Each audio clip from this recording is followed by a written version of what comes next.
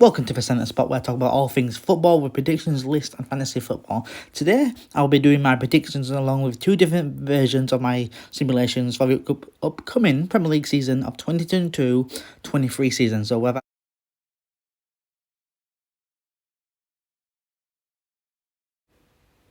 20th, Fulham. I feel a lot of people will have Fulham either at the bottom or at least in the bottom three.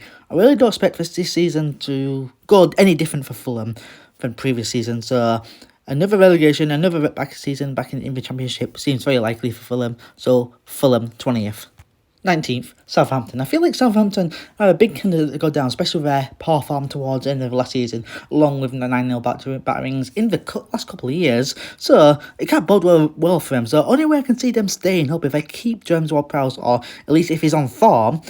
But as we know, one player isn't always enough. So 19th, Southampton. 18th, Brentford. With Lewis Eriksson will be a big loss for the Bees, along with second season syndrome usually kicking in for most teams. So it seems like it will be a very long season for Brentford. So 18th, Brentford. 17th, Bournemouth. I feel like Bournemouth will just survive by the skin of their teeth, but I don't see Scott Parker being the one keeping them up. I reckon by Christmas or at least late January, he'll be sacked. Not sure who they'll bring in to replace him and keep him up, but it usually works for most teams, and I see it working for Bournemouth here. So 17th, Bournemouth. 16th, Brighton. You will know why I've got them so low on the table, but with World Cup coming up in November and England don't do well as intended, I can see Southgate will be out of a job, and it's only a matter of time before Potter gets a call. So I reckon Brighton won't do as well without him. So 16th, Brighton Hove Albion. 15th, Everton. With the whole financial fair play aspect going on at the moment, I don't see them doing very well at the moment, but I do think they'll have enough just to finish somewhat comfortable this season. So 15th, Everton. 14th, Wolves. Wolves had a very decent season last year, but I've got a gut feeling telling me this season won't be as fun as last year. So perhaps I could be wrong, but I'm putting Wolves 14th. 13th, Nottingham Forest. Perhaps a team that could be a total surprise package, or they can easily fall flat on their face, but I don't see the latter happening at all. I think Forest are going to do well this season and have a first season back in the Premier League. So 13th, Nottingham Forest. 12th, Leeds United. I may be a little biased towards Leeds, but since we are a team, but we've made a couple of decent signings, despite losing Phillips and potentially Rafinha. I think we'll have an average season this season, so we'll finish 12th. Leeds United, 12th. 11th, Crystal Palace. To be honest, last season I had Palace to go down, so I've learned a lesson not to underestimate this team.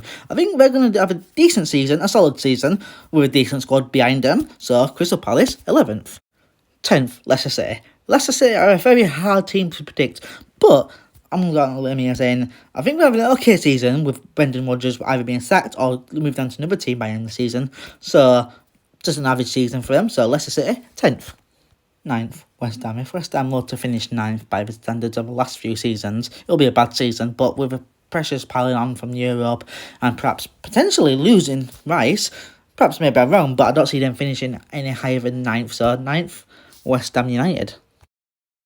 8th, Arsenal. With them signing Jesus recently, I already made these predictions before, so I do think Arsenal can potentially fight for top 4 with the right players, but with Arsenal being, Arsenal, I think they'll finish 8th. So 8th, Arsenal. 7th, Aston Villa. With Gerrard at the helm and a decent bunch of signings already made, I really think they can push hard for Europe and really be a big shot to the top 6 system. So Aston Villa, 7th. 6th, Newcastle. Perhaps most Newcastle fans think 6 will be a bit too low for them, but with Eddie Howe and the cash at the moment, I think 6 is a really good place for them, especially bringing European football back to St James's Park. So Newcastle, 6th.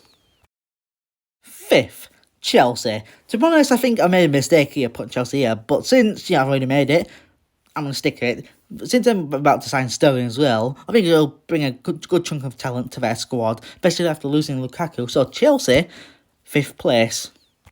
4th, Manchester United. Perhaps putting Manchester United 4th was, a little too hasty, but with the manager in charge at the moment, I think he can really steady the ship. A good couple signings, togetherness. I think he can steady the ship, and a 4th place isn't out of question. So Manchester United, 4th place. third, Liverpool. This one may cause a lot of people to think I've gone insane, but I feel like with the Champions League loss and the Premier League loss last season, the train is slowing down for Liverpool at the moment, and they'll need injection of fresh blood to continue it. But this season will be the first season that shows them they need that fresh blood. So Liverpool, third. Second, Tottenham. This one does definitely make people think I've lost the plot, but hear me out. With a man like Conte in charge and a couple of decent signings behind him already, I think, and a very hungry team, I think they can do very well this season and come close to challenging City, but not that close, but still, I think Tottenham will finish second. Manchester City first. This one seems inevitable to happen, so if Haaland warms up to the Premier League really quick, I don't see Manchester City being stopped in any way, shape or form, so I think they're going to be pretty much invincible this season, so Manchester City first. Now with my own predictions out of the way, let's move on to the two simulations I was talking about before. One will be the normal table, and second one will be more detailed. Basically, I went through every fixture, simulated it, so you get the general idea. So without further ado, let's move on, and let's start. To get you through these quickly, I'm going to look at the bottom three and the top four at least. So let's look at Wolves, Everton and Palace being the three teams relegated. Then you've got Manchester City, Tottenham, Liverpool and Chelsea in the top four. And let's look at Manchester United right down in 10th. So that's pretty normal. So we'll be moving on to the detailed table in a second. I feel like this is going to be only one that comes close to a normal table that I'll come close to getting right in some way, perhaps. Mainly with top four and bottom three at least, with Southampton, Fulham, Brentford getting relegated. Bournemouth and Palace both staying up in the last game of the season would be an interesting thing to see. But you've got Man City winning title still. Tottenham second, Liverpool third, Chelsea fourth. Pretty normal. Arsenal fifth, Man U sixth. I'm going to leave you guys to look through that table yourself. But I was noticed off of the most notable things.